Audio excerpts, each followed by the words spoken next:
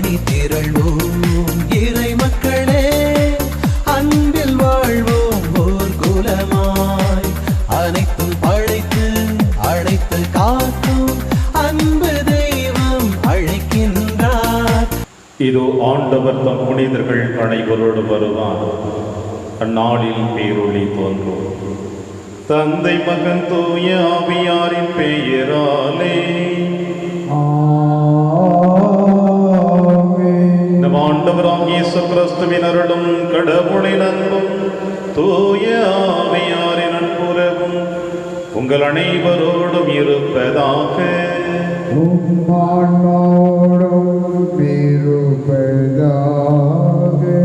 கிறிஸ்தேசுவில் பிரியமான அன்புமிக்க சகோதர சகோதரிகளே, இன்றைய திருப்பலியானது தேவேந்திரன் பெயரால் பாஸ்கர் பருவா தன்னுடைய 80வது பிறந்த நாளை கொண்டாடி மகிழ்ந்து கொண்டிருக்கின்றார்.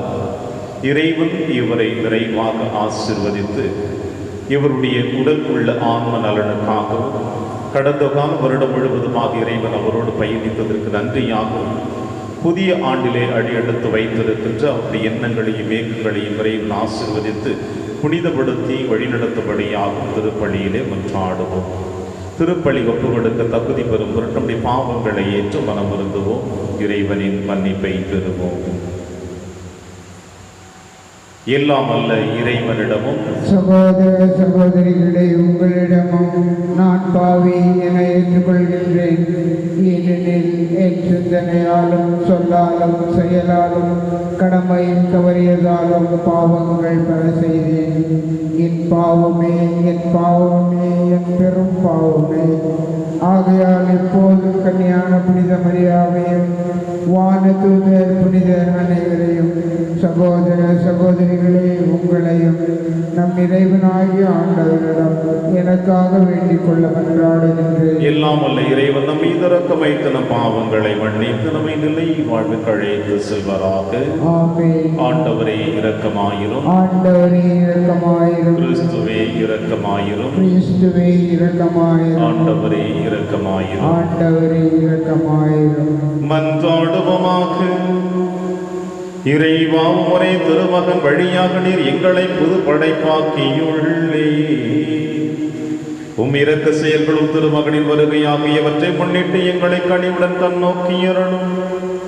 எங்கள் பாவ வாழ்வின் மாசுகள் அனைத்திலிருந்தும் எங்களை தூய்மைப்படுத்துவீராக.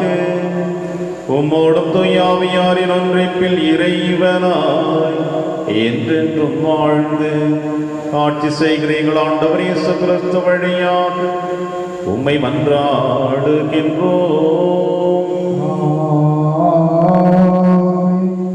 மெசியாவின் மீட்பு எளியவர் அனைவருக்கும் வாக்களிக்கப்படுகிறது.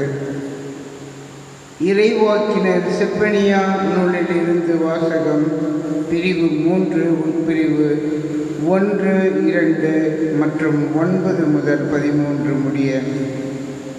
ஆண்டவர் கூறுகிறார், கலகம் செய்ததும் தீட்டுப்பட்டதும் மக்களை ஒடுக்கியதுமான நகருக்கு ஐயோ கேடு. எந்த சொல்லுக்கும் அவள் செவி சாய்ப்பதில்லை, கண்டிப்புரையை அவள் ஏற்பதும் இல்லை. ஆண்டவர் மேல் அவள் நம்பிக்கை வைப்பதில்லை, தன் கடவுளை அண்டி வருவதும் இல்லை. அக்காலத்தில் நான் மக்களினங்களுக்கு தூய நாவினை அருள்வேன். அப்போது அவர்கள் அனைவரும் ஆண்டவரின் பெயரால் மன்றாடி ஒருவனப்பட்டு அவருக்கு பணிபுரிவார்கள். எத்தியோப்பியாவின் ஆறுகளுக்கும் அப்பாலிருந்து என்னை மன்றாடுவோர் சிதறுண்ட என் மக்கள் எனக்கு காணிக்கை கொண்டு வருவார்கள்.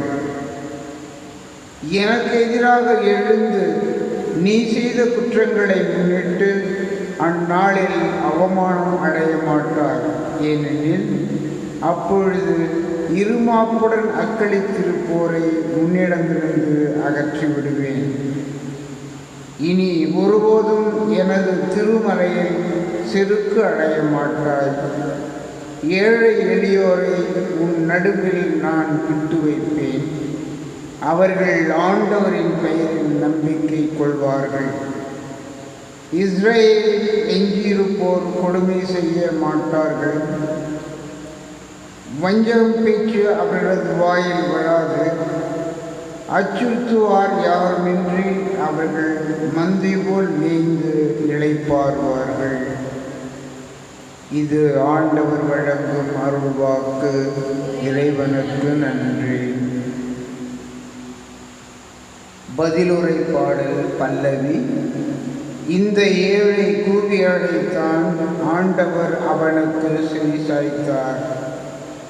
இந்த ஏழை கூவி அழைத்தான், ஆண்டவர் அவனுக்கு செவி சாய்த்தார். ஆண்டவரை நான் எக்காலமும் போற்றுவேன். அவரது புகழ் எப்பொழுதும் என் நாவில் ஒலிக்கும். நான் ஆண்டவரை பற்றி பெருமையாக பேசுவேன். எளியோர் இதை கேட்டு அக்களிப்பர். பல்லவி. இந்த ஏழை கூவி அழைத்தான், ஆண்டவர் அவனுக்கு செவி சாய்த்தார். அவரை நோக்கி பார்த்தோர் மகிழ்ச்சியால் மெளிர்ந்தனர். அவர்கள் முகம் அவமானத்திற்கு உள்ளாகவில்லை. இந்த ஏழை கூவி அழைத்தான், ஆண்டவர் அவனுக்கு செவி சாய்த்தார். அவர் எல்லா நெருக்கடியில் நின்றும் அவனை விடுவித்து காத்தார். பல்லவி. இந்த ஏழை கூவி அழைத்தான், ஆண்டவர் அவனுக்கு செவி சாய்த்தார். ஆண்டவரின் முகமோ தீமை செய்வோருக்கு எதிராக இருக்கின்றது. அவர் அவர்களின் நினைவை உலகில் அற்றுப்போக செய்வார். நீதிமான்கள் மன்றாடும் போது ஆண்டவர் செவி சாய்க்கின்றார். அவர்களை அனைத்து இடுக்கணில் நின்றும் விடுவிக்கின்றார். பல்லவி. இந்த ஏழை கூவி அழைத்தான், ஆண்டவர் அவனுக்கு செவி சாய்த்தார். உடைந்த உள்ளத்தாருக்கு அருகில் ஆண்டவர் இருக்கின்றார். நைந்த நெஞ்சத்தாரை அவர் காப்பாற்றுகின்றார். ஆண்டவர் தம் ஊழியரின் உயிரை மீட்கின்றார். அவரிடம் அடைக்கலம் எவரும் தண்டனை அடையார். பல்லவி. இந்த ஏழை கூவி அழைத்தான், ஆண்டவர் அவனுக்கு செவி சாய்த்தார். அல்லேலூயா, அல்லேலூயா. வாரும் ஆண்டவரே, காலம் தாழ்த்தாதேயும். மக்களின் பாவங்களை போக்கியருளும். அல்லேலூயா. ஆண்டவர்களோடு இருப்பாராக. துயவற்றெழுதிய பரிசுத்த நற்செய்தியிலிருந்து வாசகம். ஆண்டவரே, மாற்றி உமக்கே. இயேசு தலைமை குருக்களையும் மக்களின் மூப்பர்களையும் நோக்கி கூறியது, இந்த நிகழ்ச்சியை பற்றி நீங்கள் என்ன நினைக்கிறீர்கள்? ஒரு மனிதருக்கு 2 புதல்வர்கள் இருந்தார்கள். அவர் மூத்தவரிடம் போய், மகனே, நீ இன்று திராட்சை தோட்டத்திற்கு சென்று வேலை செய் என்றார். அவர் மறுமொழியாக, நான் போகவில்லை என்றார். ஆனால் பிறகு தம் எண்ணத்தை மாற்றிக்கொண்டு போய் வேலை செய்தார். அவர் அடுத்த மகனிடம் போய் அப்படியே சொன்னார். அவர் மறுமொழியாக, நான் போகிறேன் ஐயா என்றார். ஆனால் போகவில்லை. இவ்விருவருள் எவர் தந்தையின் விருப்பப்படி செயல்பட்டவர் என்று கேட்டார். அவர்கள் மூத்தவரே என்று விடையளித்தனர். இயேசு அவர்களிடம், வரி தண்டுவோரும் விளைமகளிரும் உங்களுக்கு முன்பாகவே இறையாட்சிக்கு உட்பட்டவர் என உறுதியாக உங்களுக்கு சொல்லுகிறேன். ஏனெனில் யோவான் நீதி நெறியை காட்ட உங்களிடம் வந்தார். நீங்களோ அவரை நம்பவில்லை. மாறாக வரி தண்டுவோரும் விளைமகளிரும் அவரை நம்பினர். அவர்களை பார்த்த பின்பும் நீங்கள் உங்கள் எண்ணத்தை மாற்றிக்கொள்ளவும் இல்லை, அவரை நம்பவும் இல்லை என்றார். இது ஆண்டவர் வழங்கும் அருள்வாக்கு.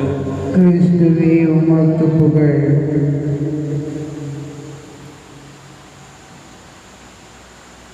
யோவான் வந்தார். பாவிகள் அவரை நம்பினார்கள். கிறிஸ்தியேசுவில் பிரியமான அன்புமிக்க சகோதர சகோதரிகளே, விண்ணரசை பற்றியும் விண்ணரசை உரிமையாக்கிக் கொள்ளுவதற்காக இந்த மண்ணுலகில் வாழ்ந்து கொண்டிருக்கின்ற நீங்களும் நாமும் எதை எப்படி கடைபிடிக்க வேண்டும் என்பதையும் பல நேரங்களிலே நேரடியாகவும் ஓமைகளின் வாயிலாக நம் ஆண்டவர் இயேசு கிறிஸ்து நம் அனைவருக்கும் நற்செய்தி வாசகத்தின் வழியாக வெளிப்படுத்தி இருக்கின்றார். இவ்வாறு இறையாட்சி பற்றி சொல்லுகின்ற பொழுது பல ஓமைகளை ஆண்டவர் இயேசு கிறிஸ்து சொல்லுகின்ற பொழுது அதனுடைய விளக்கங்களை தெளிவாக நாம் புரிந்து கொள்ள முடியாத சூழ்நிலைகளும் இருக்கின்றன. கேட்க செவியுள்ளவன் கேட்கட்டும் என்று தன் ஓமையை முடித்து விடுவார். பல நேரங்களிலே இந்த ஓமைகளை சொல்லுகின்ற பொழுது அதற்கு ஏற்ற விளக்கத்தையும் தன்னுடைய வார்த்தைகளின் வழியாக வெளிப்படுத்தி இருக்கிறார் ஆண்டவர் இயேசு கிறிஸ்து. உதாரணத்திற்கு எடுத்துக்கொள்ள வேண்டும் என்றால், விதைக்கு சென்றவன் தன் வயலிலே விதைகளை விதைத்தான் என்று விதையின் ஓமையை சொல்லுவான். வழியோரம் விழுந்த விதைகள், பாறை நிலத்தில் விழுந்த விதைகள், முற்செடிகளின் நடுவில் விழுந்த விதைகள், நல்ல நிலத்தில் விழுந்த விதைகள், இப்படி இந்த 4 விதமான இடங்களில் விழுந்த விதைகள் எப்படிப்பட்டது என்பதையும் அந்த உவமைக்கு பிறகு அதனுடைய விளக்கத்தை தன் சீடர்களிடம் சொல்லுவார். மணல் மீது வீடு கட்டியவனுக்கும் கற்பாறையின் மீது வீடு கட்டியவனுக்கும் ஒப்பாகக்கூடிய நிலைமைகளை பற்றியும் தன் உவமையின் வழியாக ஆண்டவர் இயேசு கிறிஸ்து சொல்லுவார். இன்றைய நற்செய்தி வாசகத்தின் வழியாக ஒரு மனிதருக்கு 2 புதல்வர்கள் இருந்தார்கள் என்று, மூத்தவன் விருப்பமில்லை என்று சொல்லி, ஆனால் அதன் பிறகு அவன் செல்வதையும், இளையவன் போகிறேன் என்று சொல்லி போகாமல் இருப்பதையும் சொல்லி, இந்த உவமையின் வாயிலாக அவர் என்ன சொல்ல வருகிறார் என்பதையும் இன்றைய நற்செய்தி வாசகத்தினுடைய இறுதி அத்தியாயத்திலே நிறைவு செய்கின்றார் நம் ஆண்டவர் இயேசு கிறிஸ்து. வரி தண்டுவோரும் விளைமகளிரும் உங்களுக்கு முன்பாகவே இறையாட்சிக்கு உட்படுபவர் என நான் உங்களுக்கு உறுதியாக சொல்லுகிறேன். பிரியமான சகோதர சகோதரிகளே, நம்முடைய தமிழிலே ஒரு சொல்லாடல் ஒன்று இருக்கிறது. திருடனாய் பார்த்து திருந்தாவிட்டால் திருட்டை ஒழிக்கவே முடியாது என்று. நம்முடைய அன்றாட வாழ்க்கையிலே நம்முடைய உடலில் ஏதாவது கோளாறுகள் ஏற்பட்டால், உடல்நிலை சரியில்லை என்று நினைத்தால், ஒருவேளை நாம் உண்மையாக உடல்நிலை சரியில்லை என்று ஆனால் நாம் மருத்துவரை தேடுகிறோம். என் உடலுக்கு ஏதோ ஒரு வியாதி உருவாகி இருக்கிறது என்று. ஆனால் அதே நாம் பல நேரங்களிலே நம்முடைய உடலிலே எந்த விதமான நோய்களுக்கான அறிகுறிகள் இல்லையோ, நோய்கள் இல்லையோ, நாம் மருத்துவரை அணுகுவதில்லை. காரணம் என்னவென்றால் நாம் ஆரோக்கியமாக இருக்கிறோம் என்பது யதார்த்தமான ஒரு உண்மை. இப்படிப்பட்ட ஒரு சூழ்நிலைகளில் தான் அன்றைய காலகட்டங்களிலே பரிசேய கூட்டமும் யூத சமுதாயமும் மறைநூல் அறிஞர்களும் நாங்கள் அனைவரும் ஆன்மீகத்தில் தெளிவு பெற்றவர்கள், எங்களுக்கு எந்த குறைகளும் இல்லை, நாங்கள் நேரடியாக விண்ணகத்தை அடையக்கூடியவர்கள் என்று தங்களை உயர்த்தி வைத்து அவர்கள் பெருமை பாராட்டி கொண்டிருந்தார்கள். எங்களுக்கு இறைவனுடைய மன்னிப்பும் இரக்கமும் தேவையில்லை, நாங்கள் நேரடியாக விண்ணகத்திற்குரியவள், நாங்கள் பாவிகள் இல்லை, ஆண்டவரால் தேர்ந்தெடுக்கப்பட்ட இனம் என்று தங்களை உயர்த்தி வைத்து அவர்கள் பேசிக் கொண்டிருந்தார்கள். இந்த மக்களை தான் ஆண்டவர் இயேசு கிறிஸ்து இன்றைய உவமையின் வாயிலாக காணக்கூடிய 2வது மகனுக்கு ஒப்பிட்டு சொல்லுகிறார். தன்னுடைய தந்தை அவனை தன்னுடைய நிலத்திற்கு வேலை செய்ய போக சொல்லுகிற பொழுது, நான் போகிறேன் என்று சொல்லிவிட்டு அவன் நிலத்திற்கு போகாமல் தான் தோன்றித்தனமாக தன்னுடைய சுயநல வாழ்வையை சிந்தித்து வாழ்ந்து கொண்டிருந்தான். ஏறக்குறைய இந்த பரிசேய கூட்டமும் இப்படிதான் வாழ்ந்து கொண்டிருந்தார்கள், நாங்கள் ஆண்டவருக்கு உரிய பிள்ளைகள் என்று. ஆனால் அவர்கள் ஆண்டவருக்கு உரிய வாழ்க்கை வாழவில்லை, ஆன்மீகத்திற்குரிய வாழ்க்கை வாழவில்லை. மாறாக தங்களுடைய வாழ்வையும் தங்கள் ஆன்மீகத்தையும் அழித்து கொண்டிருந்தார்கள். அவர்கள் யாரெல்லாம் தகுதியற்றவர்கள் என்று நினைத்தார்களோ அவர்களையும் தங்களுடைய போக்கு பிரகாரம் அழைத்து சென்றார்கள். எனவே இந்த ஆண்டவர் இயேசு கிறிஸ்து நற்செய்தி வாசகனுடைய இறுதி அத்தியாயத்தில் சொல்லுவான், யோவான் வந்தான், அவர்களை மனம் மாற்ற அழைப்பு கொடுத்தான். ஆரம்ப கட்டத்தில் இந்த விளைமகளிரும் வரி தண்டுவோரும் உலக காரியங்கள் மீது தங்களுடைய சந்தோஷத்தை எதிர்பார்த்து கொண்டிருந்தாலும் போக போக தங்களுடைய வாழ்வு இதுவல்ல, மாறாக இறைவன் நமக்கு கொடுக்கின்ற அரியதொரு வாய்ப்பு என்று அறிந்து கொண்டு அவர்கள் இறைவனை தேடி சென்றார்கள். போக விருப்பமில்லை என்று சொன்னவன் இறுதியாக தன்னுடைய வார்த்தையை மாற்றி தன்னுடைய தந்தையுடைய விருப்பத்திற்கு ஏற்றார் போல நிலத்தில் சென்று வேலையை செய்தான் என்று சொல்லப்படுகிறது. பிரியமான சகோதர சகோதரிகளே, இன்றைய நற்செய்தி வாசகத்தை இன்றைய நம்முடைய வாழ்க்கையிலே இன்றைய சமுதாயத்தினுடைய நிலைமைக்கு அழைத்து வந்தோம் என்றால், இந்த 2 மகன்களும் கொடுத்த வாக்குறுதி போல நாமும் எப்படிப்பட்ட வாக்குறுதியை கொடுக்கிறோம்? நம்முடைய வாக்குறுதி நம்முடைய வாழ்விலே எந்த அளவிற்கு நமக்கு நிறைவை கொடுக்கிறது என்று சிந்தித்து பார்ப்போம். வாக்குறுதி என்பது நம்முடைய சந்தோஷமான நாம் வாழ்ந்து கொண்டிருக்கின்ற சமுதாயத்தில் கொடுக்கின்ற வாக்குறுதி ஒரு புறம் இருந்தாலும், திருப்பலியில் கலந்து கொள்ளுகின்ற பொழுது நீங்களும் நானும் குருவானவர் ஆண்டவர் இயேசு கிறிஸ்துவின் இரத்தத்தையும் உடலையும் எடுத்து உயர்த்தி, இதோ இறைவனின் செம்மறி, இவரே நம் அனைவரின் பாவங்களையும் போக்குகின்றவர், செம்மறியின் விருந்திற்கு அழைக்க பெற்றவர், பேறு பெற்றவர் என்று சொல்லுகின்ற பொழுது நாம் சொல்லுகின்ற வார்த்தையை நாம் சற்று சிந்தித்து பார்ப்போம். ஆண்டவரே, நான் தகுதியற்றவன், ஒரே ஒரு வார்த்தை மட்டும் சொன்னால் போதும், என் ஆன்மா குணமடையும். ஆண்டவருடைய வார்த்தை சொல்லி என் ஆன்மா குணமடையும் என்று அவரை நான் தகுதியற்றவன் என்று சொல்லி அவரை ஏற்றுக்கொள்ளுகின்ற நாம் நம்முடைய தகுதியின்மையை நாம் உணர்ந்திருக்கின்றோமா? நம்முடைய தரம் கட்ட வாழ்க்கையை நாம் உணர்ந்திருக்கின்றோமா? இதுதான் இன்றைய நாளிலே நாம் இறைவனுக்கு கொடுத்திருக்கின்ற வாக்குறுதியை எப்படி நாம் கடைபிடித்திருக்கின்றோம். போக விருப்பமில்லை என்று சொன்னவன் தன்னுடைய வாழ்வையை மாற்றிக்கொண்டு, தன் வாக்குறுதியை மாற்றிக்கொண்டு இறைவன் பின்னே சென்ற தன்னுடைய தந்தையினுடைய வார்த்தைக்கு ஏற்றாற்போல சென்றது போல நாமும் தகுதியற்றவன் என்று உணர்ந்து அந்த தகுதியற்ற நிலைமையை நாம் அதற்கு ஏற்றாற்போல நாம் மாற்றி வாழ இறைவன் நம் அனைவருக்கும் அழைப்பு விடுக்கிறார். எனவே திருவருகை காலத்திலே 3வது வாரத்தில் பயணித்துக் கொண்டிருக்கின்ற நாம் இன்னும் ஒரு சில நாட்களில் ஆண்டவர் இயேசு கிறிஸ்துவை நம் இதய குடிலில் ஏற்றுக்கொள்ள தயாராக இருக்கின்றோம். விலை மகளிரை போல, வரி தண்டுவரை போல, புற இனத்தாரை போல நாமும் அடுத்தவர்கள் முன்னிலையில் குற்றம் உள்ளவர்களாக காணப்பட்டாலும் ஆண்டவர் முன்னிலையிலும் நாம் பாவிகள் தான் என்பதை ஏற்றுக்கொண்டு இறைவனுடைய அருளையும் இரக்கத்தையும் இந்த திருப்பலியின் வழியாக நாம் பெற முயற்சி செய்வோம். இறைவன் உங்களையும் என்னையும் நிறைவாக ஆசீர்வதிப்பார். ஆமென்.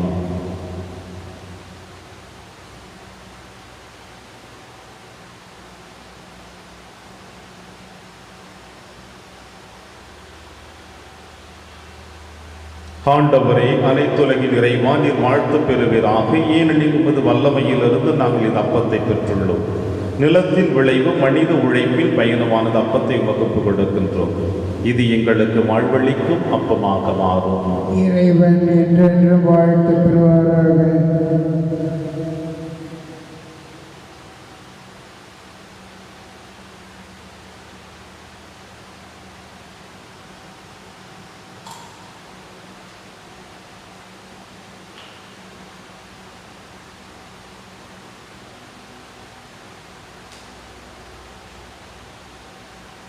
ஆண்டவரே, அனைத்துல் இறைவா, நீர் வாழ்த்து பெறுவீராக. ஏனெனில் வல்லமையிலிருந்து நாங்கள் ரசத்தை பெற்றுள்ளோம். திராட்சை செடியின் மனித உழைப்பின் பயணமான ரசத்தை வகுப்பு கொடுக்கின்றோம். இது எங்கள் ஆன்மீக பானமாக மாறும். இறைவன் என்றென்றும் வாழ்த்து பெறுவாராக.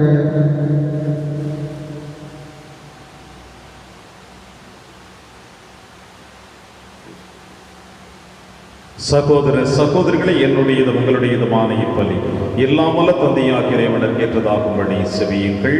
ஆண்டவர் தமது பெயரின் புகழ்ச்சிக்காகவும் ஆட்சிக்காகவும் நமது நன்மைக்காகவும் புனித திரு அவை அனைத்து நலனுக்காகவும் உமது கையிலிருந்து இப்பலியை ஏற்றுக்கொள்வாராக.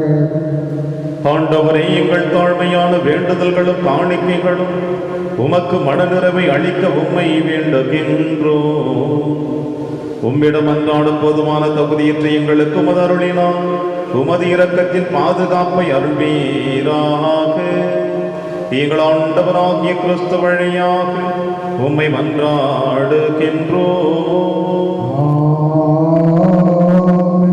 ஆண்டவர்களோடு இருப்பாராக.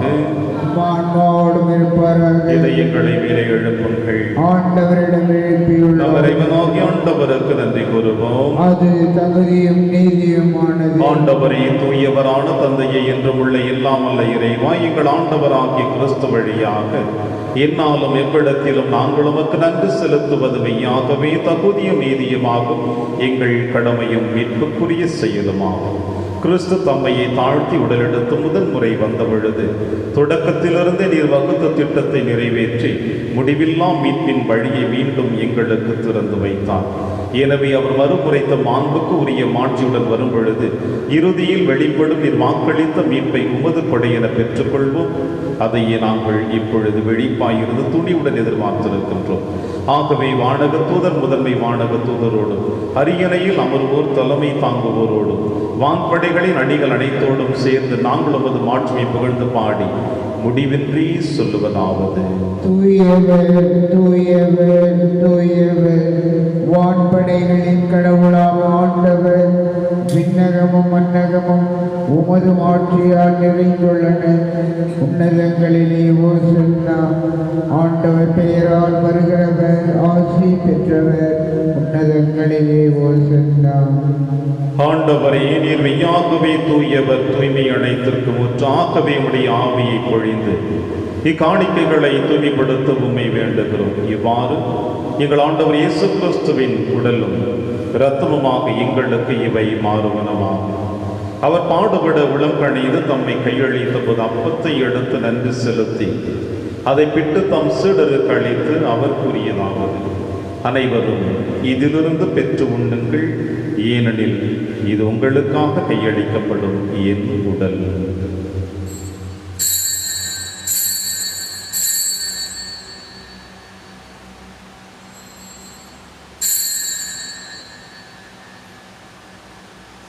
அவன் நம்மை இரவு விருந்தை அருந்திய பின் கிண்ணத்தையும் எடுத்து மீண்டும் அவருக்கு நன்றி கூறி தம் சீடர்களுக்கு அழைத்து அவர் கூறியதாகும்: அனைவரும் இதிலிருந்து பெற்று பருகுங்கள், ஏனெனில் இது புதிய நிலையான உடன்படிக்கைக்குரிய என் இரத்தத்தின் கிண்ணம். இது பாவ மன்னிப்புக்கென்று உங்களுக்காகவும் பலருக்காகவும் சிந்தப்படும். இதை என் நினைவாக செய்யுங்கள்.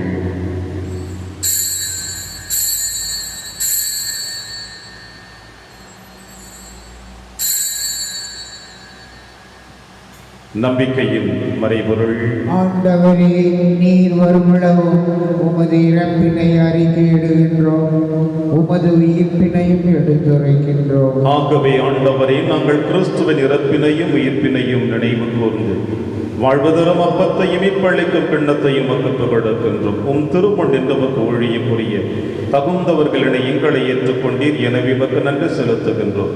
மேலும் கிறிஸ்துவின் உடலிலும் இரத்தத்திலும் பங்கு கொள்ளும் எங்களை தூய ஆவியார் ஒன்று சேர்க்க வேண்டும் என உம்மை தாழ்மையுடன் மன்றாடுகின்றோம். ஆண்டவரே, உலகெங்கும் பரவி இருக்கும் திரு அவை நினைவு கூர்ந்தருளும். எங்கள் திருத்தந்தை பிரான்சிஸ், எங்கள் ஆயர் ஆண்டனி சுவாமி எல்லா திருநிலையினராக அனைவரோடும் உமது திரு அவை அன்பில் நிறைவு பெற செய்தருளும்.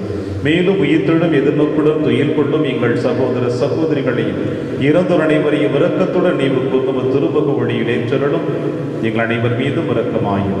கடவுளின் கண்ணி தாயான புனித மரியா, அவருடைய கணவரான புனித யோசேப்பு, புனித திருத்தூதர்கள், புனித பிரான்சிஸ் சேவேரியார், புனித கஸ்பார் மற்றும் இவ்வுலகிலும் மக்குந்தவராயிருந்தாகிய புனிதர் அனைவருடனும் நாங்கள் நிலைவாழ்வில் பங்கு கொள்ளும் தகுதி பெற்று உம் திருமகன் இயேசு கிறிஸ்து வழியாக உம்மை புகழ்ந்தேத்தும் வரவருள உம்மை மன்றாடுகின்றோம். இவர் வழியாக இவரோடு இவரில் எல்லாம் வல்ல இறைவனாகிய தந்தையே, தூய ஆவியாரின் ஒன்றைப்பில் எல்லா புகழும் ஆட்சியும் என்றென்றும் உமக்கு உரியதே.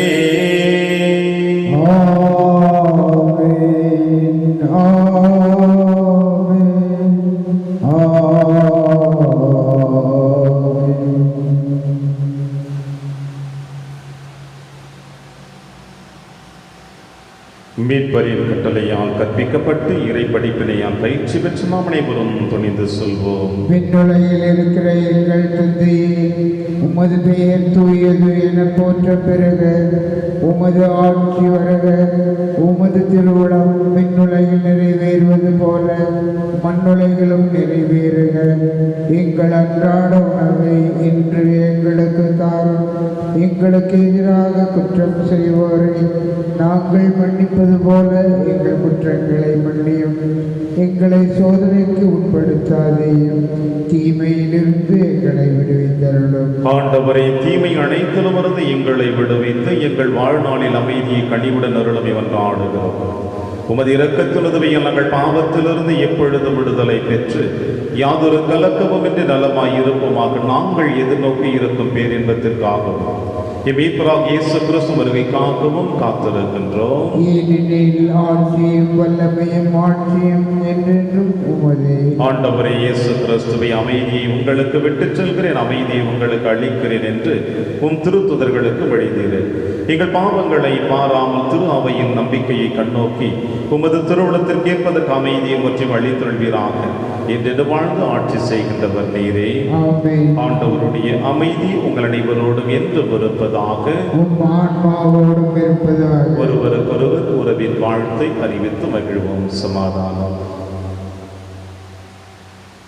உலகின் பாவங்களை போக்கும் இறைவனின் செம்மறியே, எங்கள் மேல் இரக்கமாயிரும். உலகின் பாவங்களை போக்கும் இறைவனின் செம்மறியே, எங்கள் மேல் இரக்கமாயிரும். உலகின் பாவங்களை போக்கும் இறைவனின் செம்மறியே, எங்களுக்கு அமைதியை அளித்தருளும். இதோ இறைவனின் செம்மறி, இவரை நம் அனைவரின் பாவங்களை போக்குகின்றவர். செம்மறியின் விருந்திற்கு அழைக்க பெற்ற நம் அனைவரும் பேறு பெற்றோர். ஆண்டவரே, நீர் என் இல்லத்தில் எழுந்தருள நான் தகுதியற்றவன். ஆனால் ஒரு வார்த்தை மட்டும் சொல்லியருளும், எனது ஆன்மா நலம் அடையும். கிறிஸ்துவின் திருவுடலும் திருரத்தும் காத்து நமக்கு நிலையான வாழ்வளிப்பதாக. ஆமென்.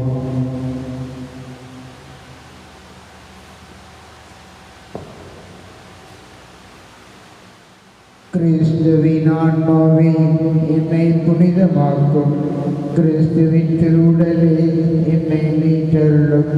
கிறிஸ்துவின் திரு இரத்தமே எனக்கு எழுச்சியூட்டும். கிறிஸ்துவின் விழாவின் தண்ணீரே என்னை கழுவிடுமே. கிறிஸ்துவின் பாடுகளே என்னை தேற்றிடுமே. ஓ நல்ல இயேசுவே, எனக்கு செவிசாயும். திருக்காயங்களுள் என்னை மறைத்தருளும். உம்மிடமிருந்து என்னை பிரிய விடாதேயும். தீய பகலிடமிருந்து என்னை காத்தருளும். எனது இறப்பின் வேளையில் என்னை அழைத்தருளும். உம்மிடம் வர எனக்கு கட்டளையிட்டருளும். புனிதர்களோடு எக்காலமும் உம்மை புகழ செய்யும். ஆமென்.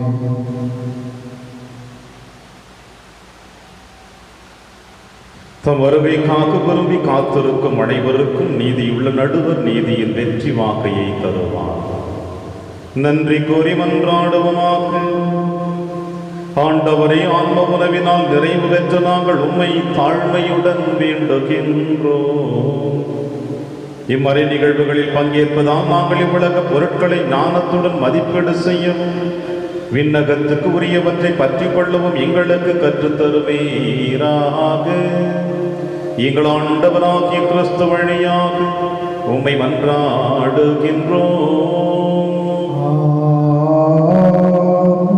ஆண்டவர் உங்களோடு இருப்பாராக.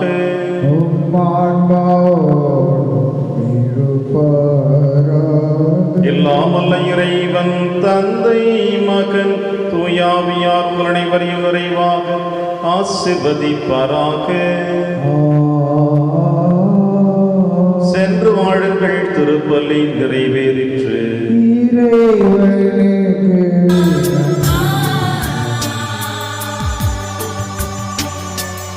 அற்புதம் காண விரும்பும் மனிதரே, வாருங்கள், ஜெபியுங்கள், புனிதர்